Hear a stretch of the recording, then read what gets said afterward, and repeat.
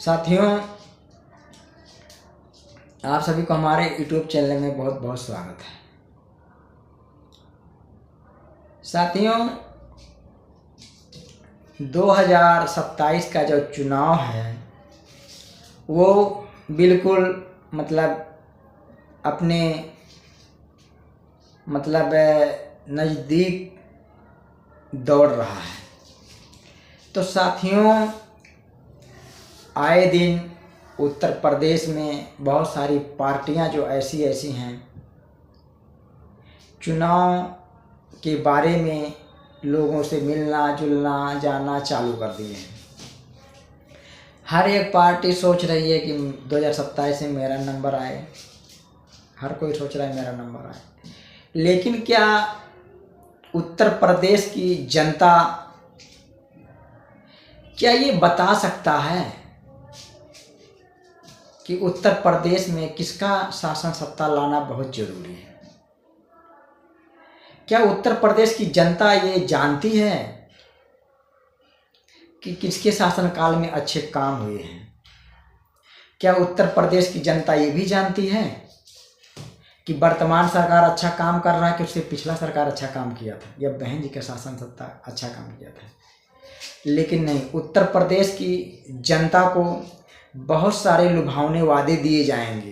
ये 2027 का चुनाव नज़दीक आते आते आपके घर पे जा करके आपके साथ बैठ के पानी पिएंगे, आपके घर पे खाना खाएंगे।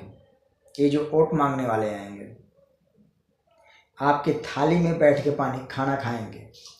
लेकिन जब वो चुनाव जीत जाएंगे तो क्या वो आपके घर पे आके आपसे मिलेंगे कभी? क्या आपके घर में आकर के वो आपके थाली में खाना खा सकते हैं? हमें तो नहीं लगता, क्योंकि ये जितने राजनीतिक दलें हैं चुनाव के समय ये बहुत कूद के तुम्हारे घर के तरफ आते रहते हैं। एक जाता है, दूसरा आता है, दूसरा जाता है, तीसरा आता है, तीसरा जाता है, चौथा आता है। ऐसे वो आते रहते हैं। लेकिन क्या आपने सोचा है कभी कि जब आप वोट दे देते हैं तो वो आपके घर पे कितनी बार आता है? आप नहीं सोचे होंगे, क्योंकि आप अपना दिमाग इस्तेमाल उस टाइम नहीं करते हैं। आपके सामने जो आएगा आपके दुख दर्द की उस टाइम बातें करेगा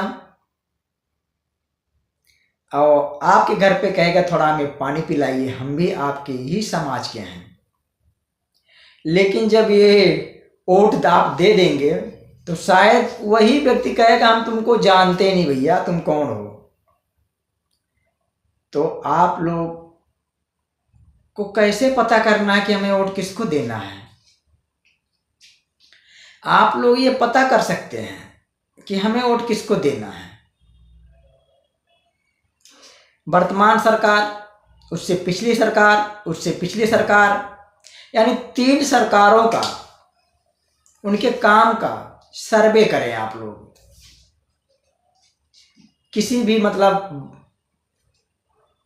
काम के बारे में, शिक्षा, बिजली, स्वास्थ्य, रोजगार, तो उसको आप सर्वे करें, उसको जोड़ना चालू करें। जितना उनका काम हुआ उसको लिख लें पन्ने पे, और लिखने के बाद उसको मिलाइए, उसको जोड़िए कि इनके शासनकाल में इतने काम हुए हैं, इनके शासनकाल में इतने काम हुए, इनके शासनकाल में इतने काम हुए। तो सब जब जोड़ लेना तो उसके बाद देखना जिसका ज़्यादा आता है आप उसको वोट करिए। आप सभी का शासनकाल का जो है शासन व्यवस्था नोट करिए, कितना जगह पे कहाँ शासन व्यवस्था बहुत अच्छा था। उसके बाद उसको जोड़ करके देख करके बताइए इस तरीके का हो रहा, हमें इसको वोट देना चाहिए। तो आप इस तरीके का वोट दीजिए। ये नहीं है कि अगर एक बार आपके घर पे आके आंसू गिरा दे तो वोट उसी को दे दो। वोट एक ऐसा चीज है, किसी को राजा बना सकता है, किसी को भिखारी बना सकता है। तो साथियों, अपनी वोट की कीमत समझना है। अपने वोट का पैसा नहीं लगाना है कि हमें इतना रुपया मिल जाए। अपने वोट का कीमत समझना, क्योंकि बाबा साहब ने एक वोट का अधिकार जो आप लोगों को दिया है, ये एक वोट का अधिकार आपको नहीं था, ये बाबा साहब का देन है कि आप वोट डाल रहे हो।